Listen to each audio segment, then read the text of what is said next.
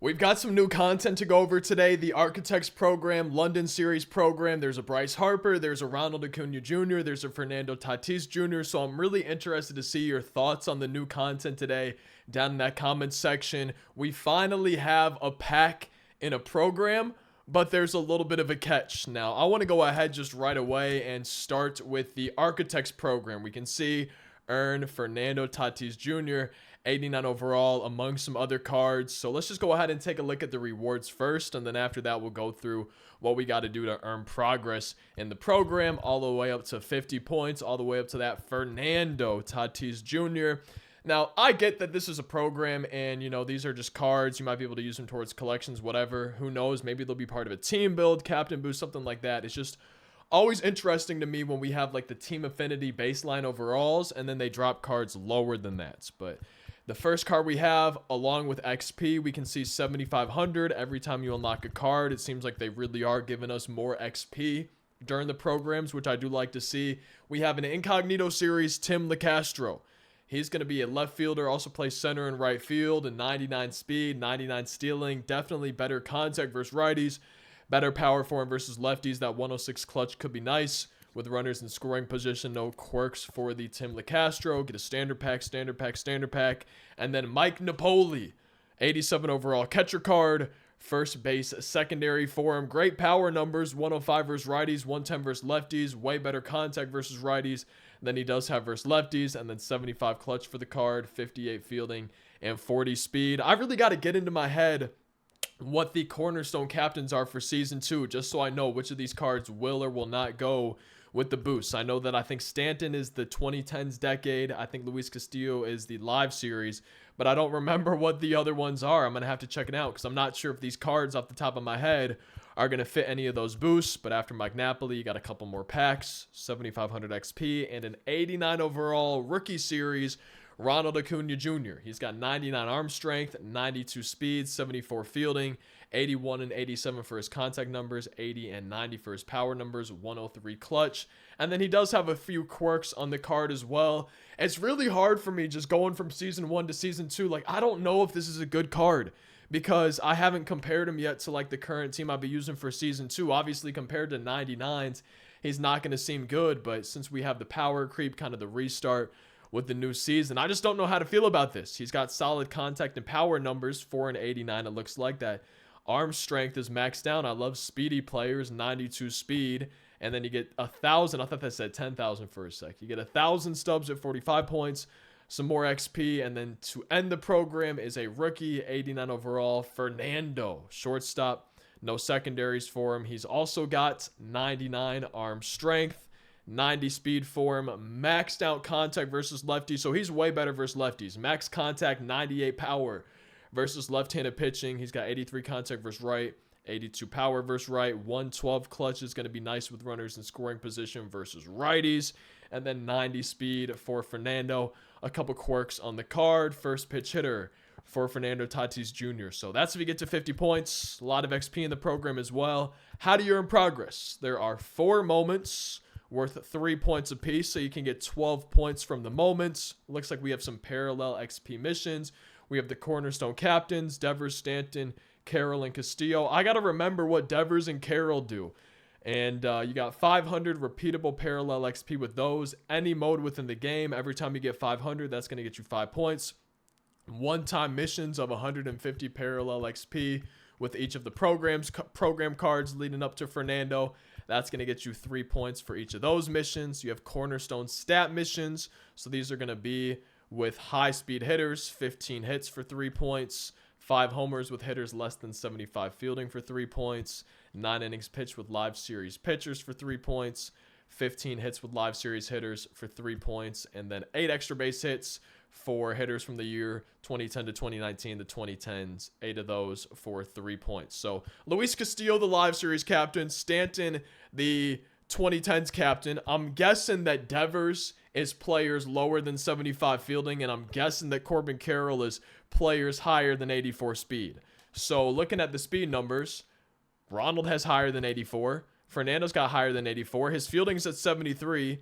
Ooh, Ronald's is at 74. And what did it look like it was? So below 75. So both of those look like they would fit the, I believe, the Carroll and the Devers boost. So I'm guessing they kind of made the stats based on that.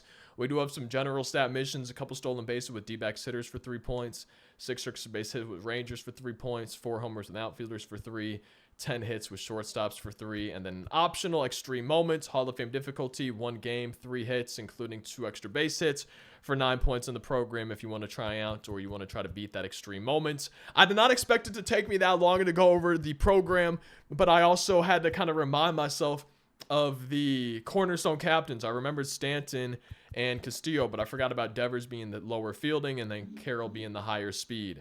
Now, before we take a look at the London Series program, I do want to check out the pack that we get at the end of the program because it's also available in the pack shop. Now, we do have a new headliner today, Juan Marichal, 91 overall, 111 stamina, slider, 4-seam, screwball, curve change. You see the velo in the top right, control in the top right, actually looking insane for Juan Marichal, and then the break looking pretty good on some of those pitches. That screwball and that slider are going to be disgusting for Juan Marichal, but that control actually looks real nasty for the new headliner. I'm interested to see what his price ends up settling at, but we do have a London Series pack, a base round of 87s, and then I think a rare round maybe with 291 overalls. So let's go ahead and take a look at the 87s to start, starting with David Dahl. Outfielding card, left-handed hitter. He's going to be better versus right-handed pitching.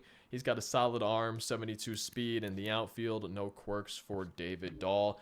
I always like seeing new cards in new card series rather than recycle from previous years. It's fun having fresh cards in a fresh game, a fresh season.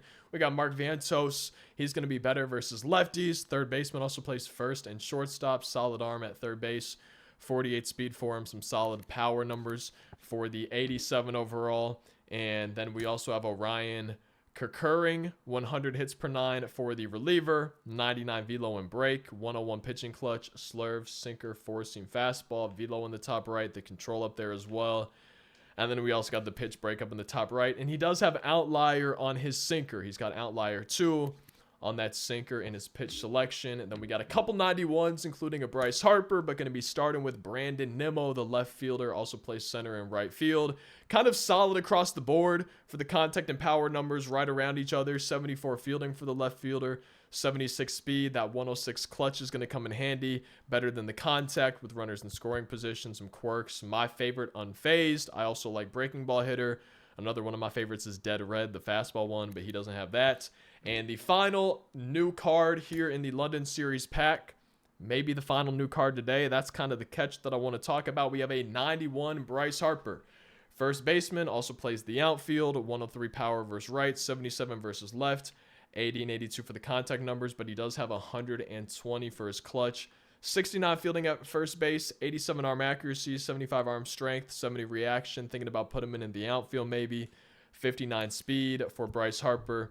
Some quirks on the card. And let's go ahead now. So we just saw the London Series pack. We can see that there is a London Series pack available in the London Series program. And that's about it. Yeah, we got 5,000 XP. Yeah, we got 5 show packs. Yeah, we got a ballin' pack and a bat skin and some stubs. But they finally give us a pack. It's non-sellable, so you might grind up to 50 points and just get one of the 87 overalls. I would imagine these cards aren't going to be super expensive, probably right around 10,000 stubs, maybe even lower as time goes on. But you grind all the way to 50 points and you get a non-sellable pack where you're not guaranteed the rare round. And there's no other London Series cards. I guess you could just say, okay, well, I want to do the program no matter who I get. I'll use it for the Season 2 collection, sure, but they couldn't have given us like 1 or 2 cards besides that? Am I crazy? Like, is it wild to anybody else that there's no other London Series cards? There's only the ones in the pack. There's none other in the program. Am I the only one that thinks that's just kind of ridiculous? I don't know, man. It's cool they finally gave us, a pack that released in the shop on the same day in a program, but there's no other cards in the program. Like, I don't know, man. That just blows my mind. How many days until the new college football game? But let's see if it's an easy grind. If this is like a super quick or super fast grind, I guess it's not as big of a deal to me if I could get it done like 20, 30 minutes. So let's check the moments. These are going to be 3 apiece. Okay, so we got, it looks like 15 points available through the moments. That's going to get you 15 out of 50. Let's check the Phillies missions. 1,000 parallel XP with Phillies players in any mode. Okay, that's going to get you 5 more points. 10 homers with Phillies players. That's going to get you 10 more. 25 extra base hits for 5 points. 15 strikeouts. I guess that's not that bad. 25 extra. Even 10 home runs seems like a lot, but 25 extra base hits. Okay, so that's 5, 10, 15, 20. So the moments had 15, so that would get you to 35. So if you do all the moments, you do all of these missions, including 25 extra base hits, you're sitting between these 2 rewards at 35, and then there's going to be, it looks like 20 more points. So there's an extra of 5 points. If you do everything, you know, there's 5 points of missions, moments, whatever that you don't have to do to get 100% in the program. We got 1,000 parallel XP, 10 homers, 25 extra base hits, 15 strikeouts. Okay, so am I reading this right that you no matter what have to do at least one of the extra base hits missions? Like to me, I don't know. Maybe this is an unpopular opinion. Maybe y'all disagree with me, but like these missions and what you have to do to just get the one pack, I guess some XP, some extra packs, you know, it's not just the pack, but like for this program, this amount of work just seems a little bit absurd to me. I'm really curious to see y'all's thoughts on this. I don't know if I'm the only one that feels this way, but like this just, I don't know. For finally getting a pack in the program, I thought this was going to be different, but wow, that just, I don't know. They just continue to surprise me this entire year. I'm so interested to see what y'all think down in the comment section. So we had the Architects program today. That's cool. I think the cards, all of them probably should play into besides the Luis Castillo captain boost, but I think the other cards, at least the Ronald and the Fernando, should play into some of those cornerstone captains for those team builds. That's going to be nice, I guess. The London Series program, to me, that's an L. I don't know. Imagine grinding out 25 extra base hits, 10 homers, those moments. Like, imagine doing all that just to get a non-sellable 87 that you're probably not going to use. One card closer to the collection's done. We had the headliner, Juan Marichal. His controls seem good, but I don't know, man. I feel like this is some of the most disappointed I've been in MLB The Show. Maybe my hopes are too high. Maybe I'm overreacting, but it has just been a disappointing year. That's really the best way for me to put how I've been feeling. We got season awards drop 2 later this week. 2 new conquest maps later this week. If you saw the video yesterday, I'm really hoping that those new conquest maps are a little bit better than the Dragonfly one. That also just was not the best in my opinion. I feel like I'm complaining a lot, but I don't know, man. This is just not the MLB The Show that I remember, so I'm real interested to see what y'all think. As always, if you enjoy the videos, I know it's a lot of complaining today, but if you enjoy the videos, feel free to drop a like, subscribe if you enjoy them. We daily upload on the channel. 7 years strong of daily uploads, so appreciate y'all showing up, showing love every single day. I hope you enjoyed the video. I hope you have a great rest of your day, and I hope I'll see you in tomorrow's video.